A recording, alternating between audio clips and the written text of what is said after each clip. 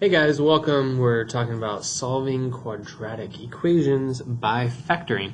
But before we do that, we got to talk about this thing called the zero product property.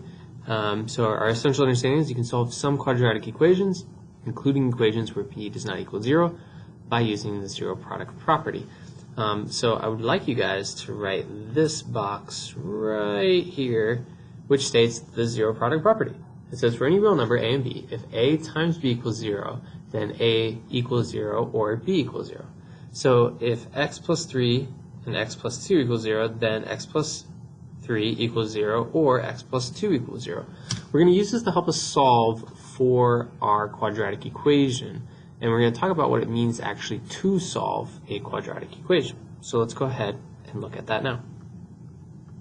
Okay, so here is our first example problem. We're going to talk about what it means to solve anyways, and we're also going to talk about how we're going to solve it. I could multiply this out and it's going to look like some sort of trinomial. Let's go ahead and do that real quick. I'm going to use FOIL. This is going to be 4t squared. And then we're going to get 4t times negative 2, so that's negative 8t. T times 1 is 1t. And we're going to get negative 2 times 1, which is negative 2. So we're going to get this trinomial. Alright, now we didn't have to do this to actually solve the problem, but this is the trinomial. I can actually graph this trinomial, and we could actually find our solution. We're going to do that in a second, but first I'm going to show you that we can actually find the solution by using this thing called zero product property, which basically means that I can take this piece, set it equal to 0, and I can take this piece, set it equal to 0, and we would actually eventually end up with what our solutions are. So 4t plus 1 equals 0, I can solve, and I also can do t minus 2 equals 0, and I can solve. So this one's pretty easy. Add 2 to both sides, and I get t equals 2. So we're going to remember that number, 2. And then over here we're going to get 4t plus 1. Well, I can subtract the 1 over, and we get 4t equals a negative 1. Then we can divide by 4,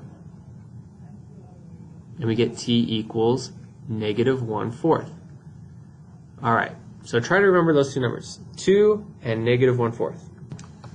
Okay, I just went ahead, I used Desmos here to actually graph the 4x squared minus 7x minus 2. I used x instead of t, but look at here. Look at what I get. Right where the x-intercept is, this means where y is equal to 0. What does x equal? We get x equals 2. That's what our solution was, right? We had 2 before. And what is my other answer? Negative 0.25, which is the same as negative 1/4.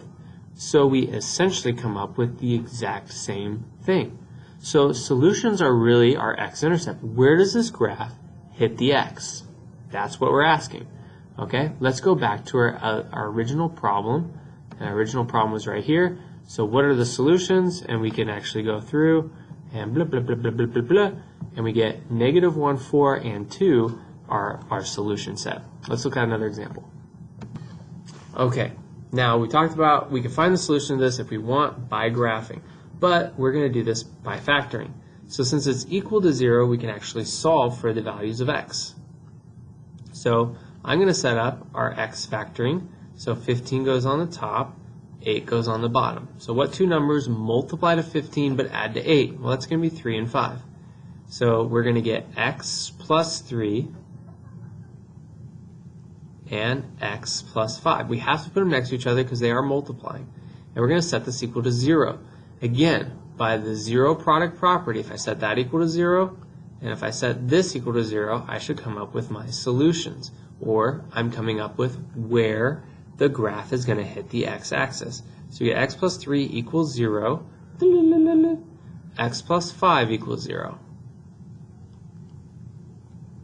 Subtract 3, we get x equals negative 3, and we subtract 5, and x equals negative 5. Let's go ahead and graph that real quick on Desmos and make sure we get negative 3, negative 5 where this graph passes. Okay, so we went into Desmos, I graphed it. Here's my line, negative 5, negative 3. Those are my two answers.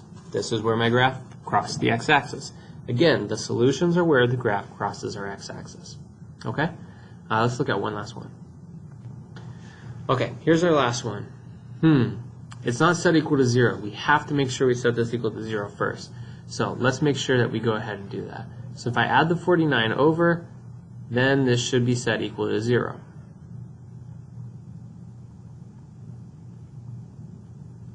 Perfect. Now it is. Now we can x factor. What two numbers multiply to 49 but add to 14? Well, that's simple. It's going to be 7 and 7. So we get x plus 7 and x plus 7 equals 0. Now they're the exact same, so do I really need to set up two different ones? Not really. So it's x plus 7 equals 0, so x is going to equal negative 7. So I'm going to write that over here off to the side because we're going to look at some answer choices. So this is what we came up with right here. Let's look at some of the potential answer choices that we might have to face.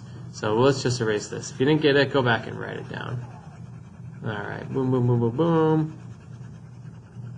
Okay, let's see. Let's give us our answer choices. Negative 7, 7 plus or minus 7, negative 7 comma 1. Well, I'm going with A. Correct answer? A. We nailed it. Okay? So only 1 point. Let's go ahead and graph this real quick.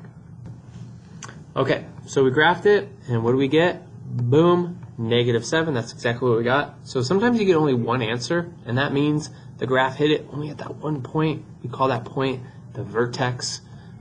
We don't get two answers like before, and there's a potential if I move this graph up a bit, if I were to change this graph just ever so slightly, we could potentially get no solution. Okay? So anyways, there it is. See you guys later.